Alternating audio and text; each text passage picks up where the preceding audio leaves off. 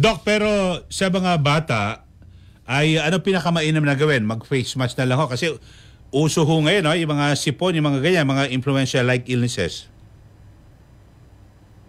Totoo yan. Pwede mong maiwasan ang sakit na flu by putting on yung tinatawag natin ng COVID din, yung mask, at saka huwag makipag-meet doon sa mga may sakit na, nakita mo na may ubo, sipon, ay iwasan mo na. Yun ay common sense.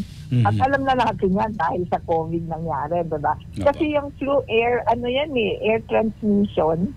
Pag may umuubo at walang protection, kakalat yan. Within 1 to at least kung kwanto, pwedeng makahawa siya pag may ubo at sipon na siya, di ba? Opo. So ano ang kaibahan po nito, yung parang sa COVID tsaka sa flu-like illness? Well, walang masyadong yung mikrobyo na may gawa ng flu at COVID. Opo. Pero yung sakit, sa totoo lang, yung COVID, dahil marami ang nagpabakuna noon, mas marami na ang tinatawag nating herd. Opo, Doc.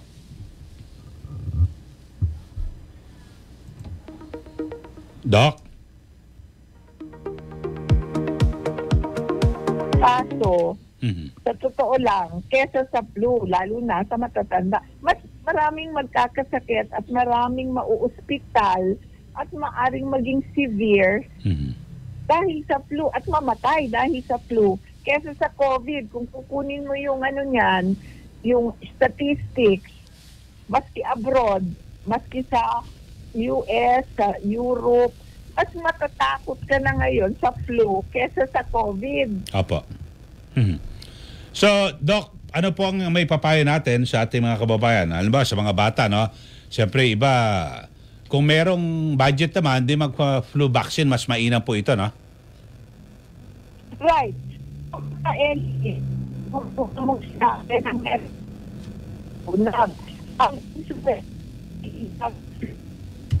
Vaccine preventable disease.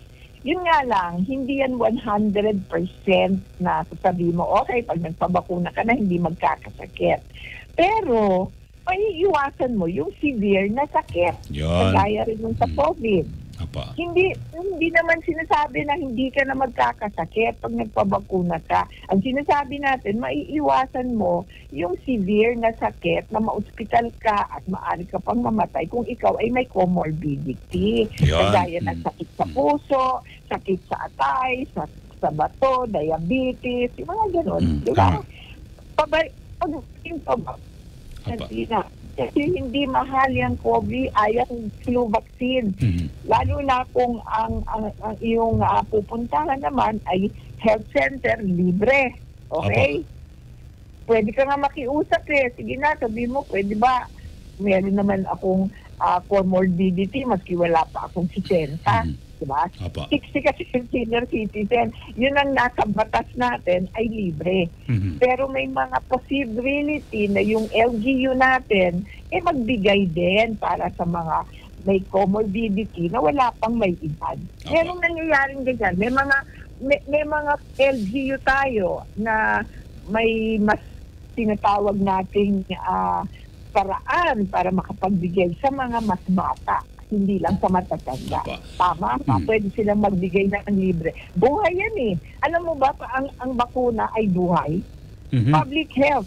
Meron tayong dapat hinihingi, dinidemand natin na ang ating gobyerno, whether national or local, ay magbigay ng protection sa mga ganyang bagay. Huwag nating ipagsawalang bahala yan, di ba?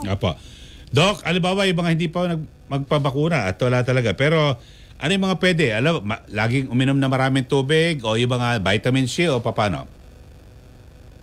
Okay. Ganito yan. Maraming ay madaling gamutin yung flu. Hindi. Kasi walang gamot sa flu. Hindi yan nagagamot ng antibiotic.